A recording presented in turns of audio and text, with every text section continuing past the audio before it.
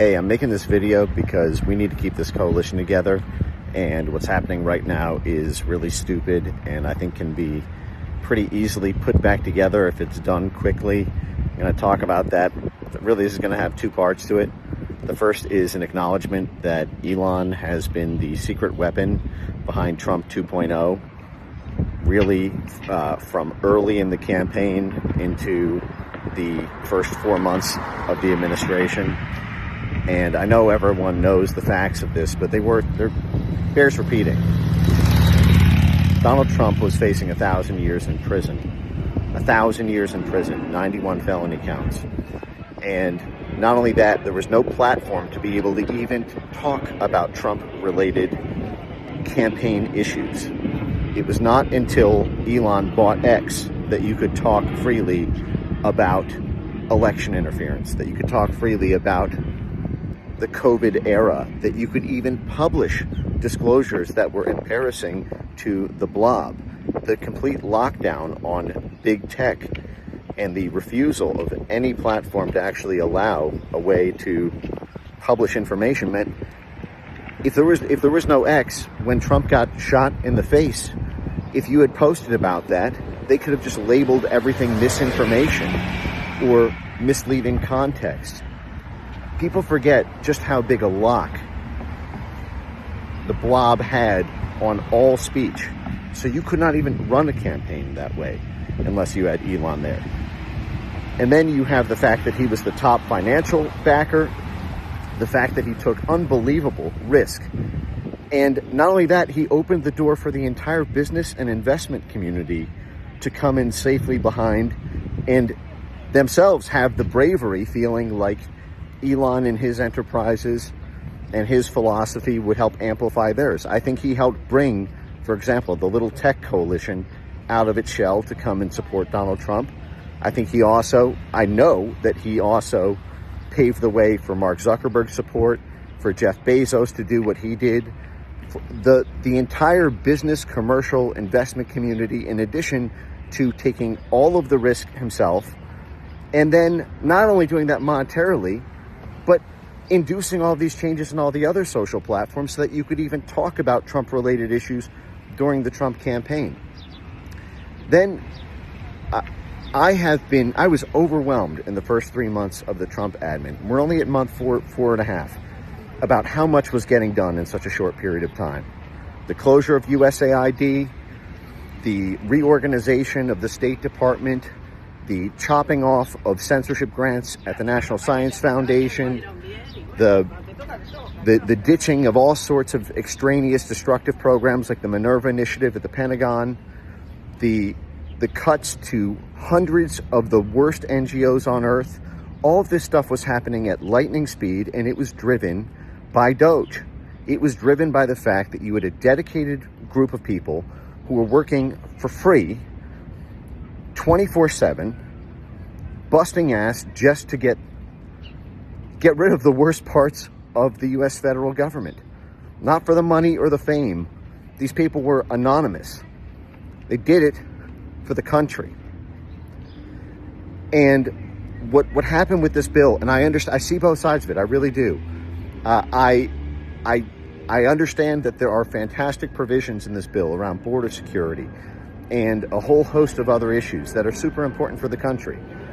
The fact that only $9 billion out of the $200 billion that Elon and Doge identified during the bill is a massive slap in the face. And I understand that there's a plan to try to get these cuts in through separate bills, but there have been tons of media reporting about, Elon promised $2 trillion in cuts, and only came up with $200 billion, and only $5 billion of that's being cut. Well, what if he did come up with $2 trillion? You'd still put $9 billion in the bill. And what it does is it's very demoralizing to the whole rest of the country, because these Doge investigations have been the impetus for political hope in this country.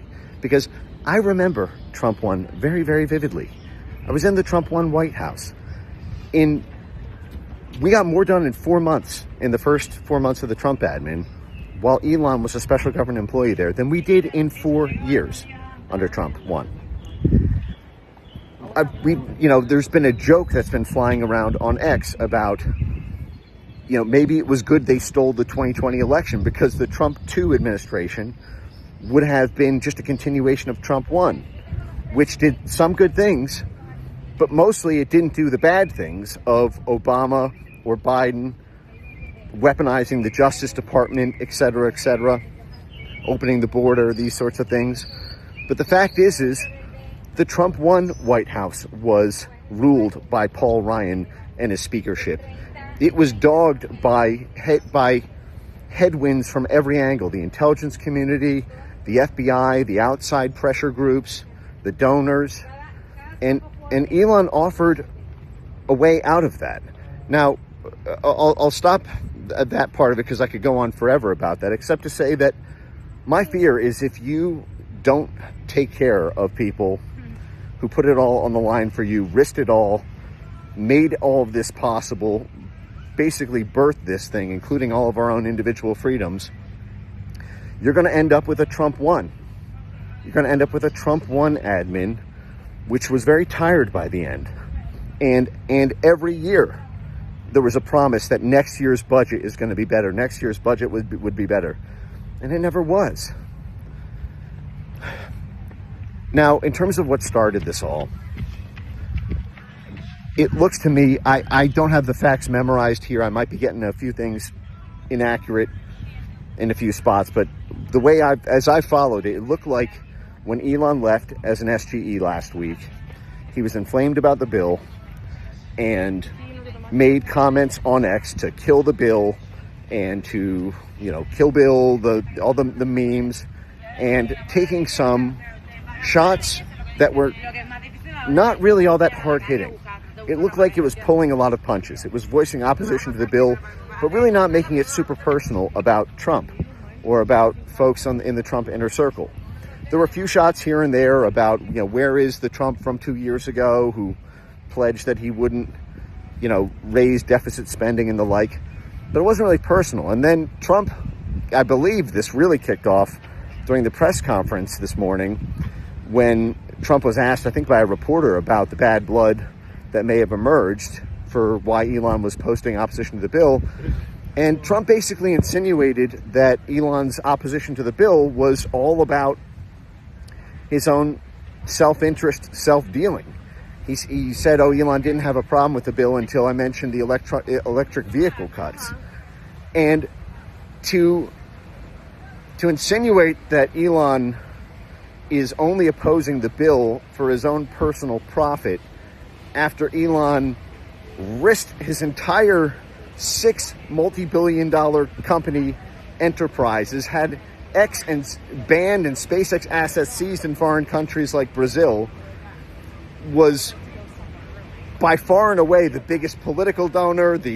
Gave up his job for 4 months to work for free. Let his companies that were being torched by left-wing domestic terrorists, and this kind of low blow shot that the whole opposition is based on not getting subsidies for his own personal company.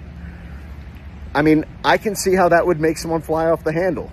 And that, to me, looks like it was what escalated. Someone correct me if I'm wrong about this. And, I honestly feel like if Trump were to just kind of apologize for that shot and then have a private phone call, stuff could, be relatively well built back together in another couple weeks or months or however long it takes to patch this stuff up. But you have to manage your coalitions. You just do.